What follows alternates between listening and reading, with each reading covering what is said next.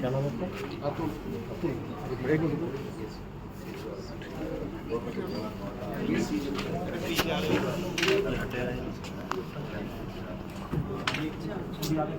अरे यार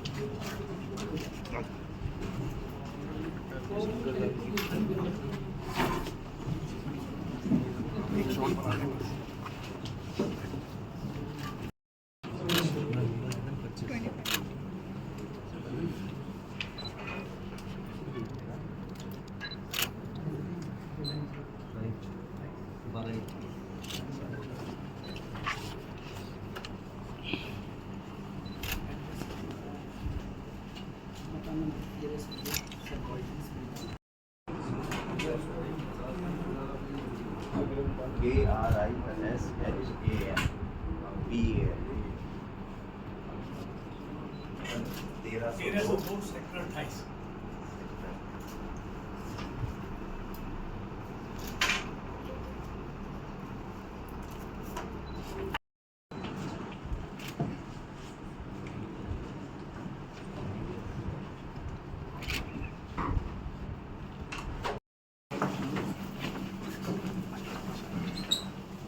भाई आगे चलिए दोस्त।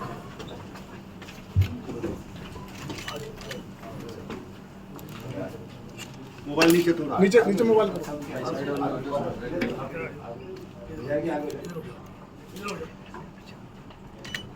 इधर देख के सर सर इधर देख के।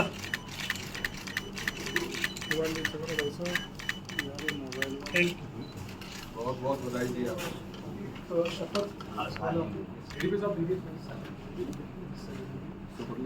अभी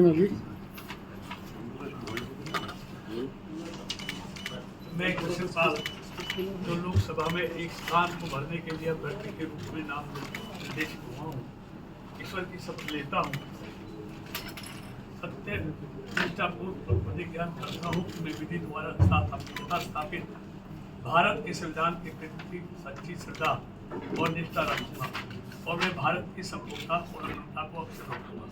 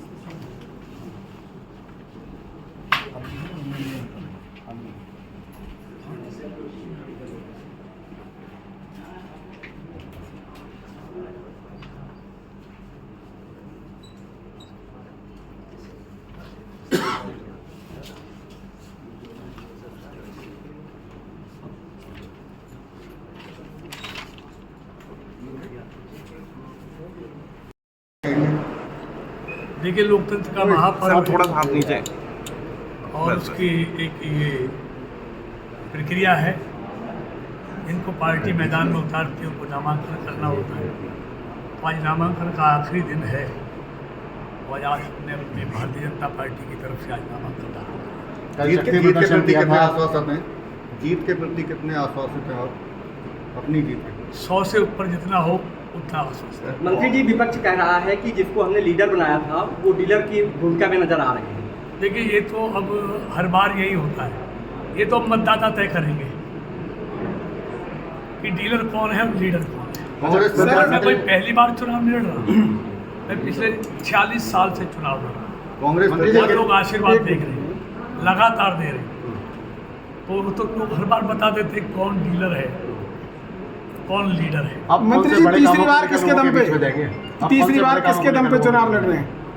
देखिए, किसके दम पे जीत हासिल हुई? देखिए, हमारे पास नाम भी है, बताने के लिए काम भी है। नाम हमारे पास दुनिया का सर्वश्रेष्ठ आज लोकप्रिय नेता मोदी है, और बताने के लिए हजारों काम हैं लोकसभा में भी और देश में भी। और सबसे बड़ा प्रमाण है, जब इस देश का प्रधानमंत्री बहुत बड़ा अर्थशास्त्री था, तब देश 10 साल लगातार 11वें नंबर पर आर्थिक अर्थव्यवस्था देश की रही। और जब मोदी जी ने स्पष्ट बहुमत के साथ, पूर्ण बहुमत के साथ 30 साल के बाद, 84 के बाद किसी एक पार्टी को देश की जनता ने पूर्ण बहुमत दिया, तो भारतीय जनता पार्टी और उसके नेता नरेंद्र मोदी को दिया। और उस पूर्ण बहुमत की ताकत है कि देश 11वें नंबर से आज दुनिया की 5वीं अर्थव्यवस्था बन गया है। हर सेक्टर में लगातार दुगने काम किए, तब देश आगे बढ़ा है। आज भारत नहीं कहता, पूरी दुनिया कहती है। भारत का जो सम्मान, जो प्रतिष्ठा पूरी दुनिया में कमाई है सरकार ने, कोई नहीं कमा पाया। अगर जनता विश्वास जताती है तो अगले 5 बड़े काम कौन से ऐसे जो करना चाहेंगे फरीदाबाद लोकसभा के लिए? देखिए, हमारी तो पार्टी का संकल्प पत्र आ गया है और मोदी की गारंटी आ गई है। और सबसे बड़ा काम होने वाला है यूनिफॉर्म सिविल कोड, जो हमारे वैचारिक संकल्प हैं। इसलिए आज भारतीय जनता पार्टी और मोदी से ही भरोसा है लोगों का कि उन्होंने जो अपने वैचारिक संकल्प थे उनको एक एक करके पूरा कर रहा है।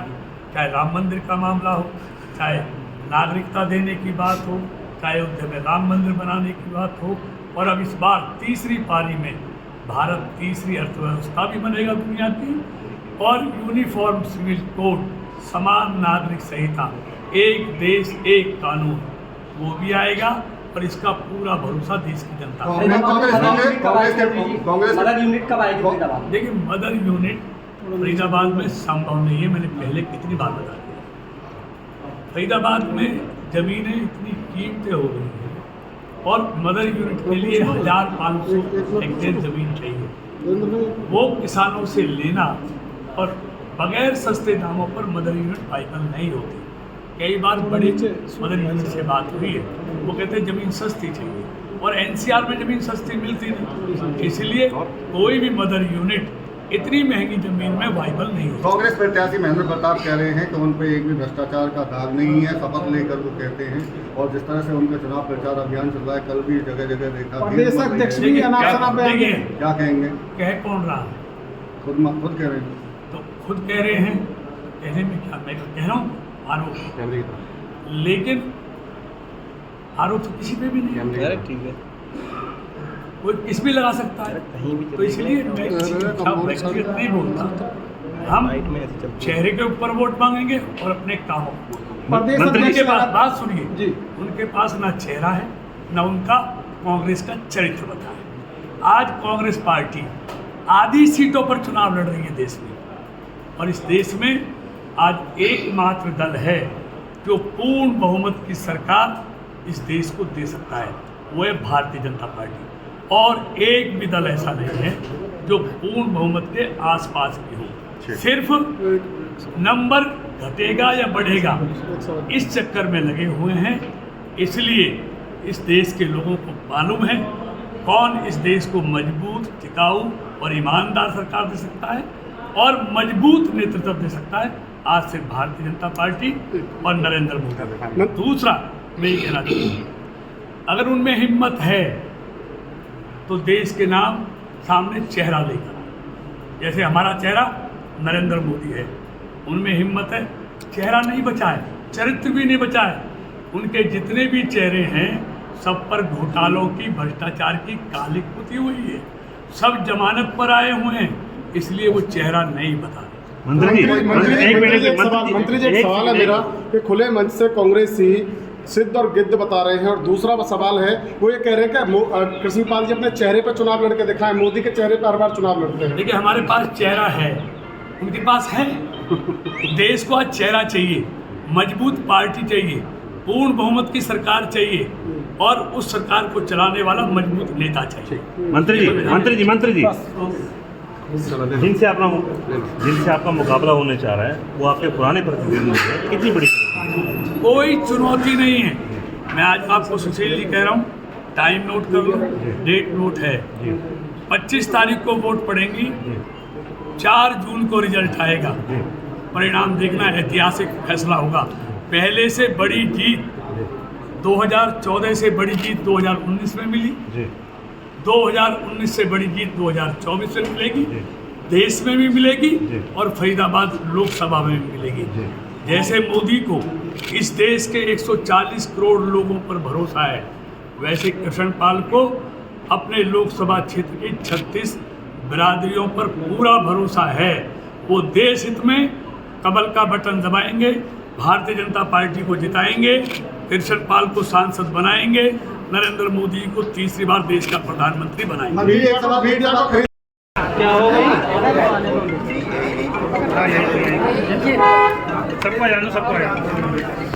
अरे भैया राजा नीचे आ जाए यार,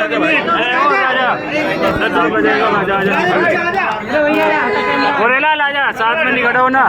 गोरेलाल पीछे आजा, गोरेलाल गोरे नीचे बैठ जा, नीचे बैठ जा, नीचे। ओ मुबारक हो, मुबारक हो।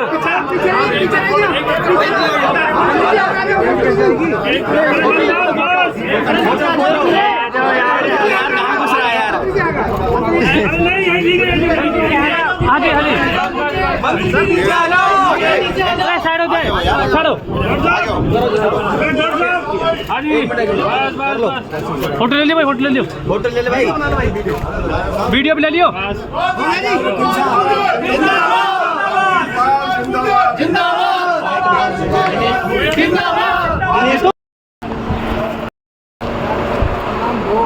पहुंचे हैं क्या नहीं मिलना तो आ जाओ। 1 मिनट मंत्री जी, फिर भी भाई मिलने जाते आपके 3 मिनट भाई। बाबूजी विक्ट्री है हमारी विक्ट्री है, बोल दे बाबूजी को। हाँ हमारी टीम भी हार रही है, हमारी बहुत आप कहिए ठीक है, आ रहा।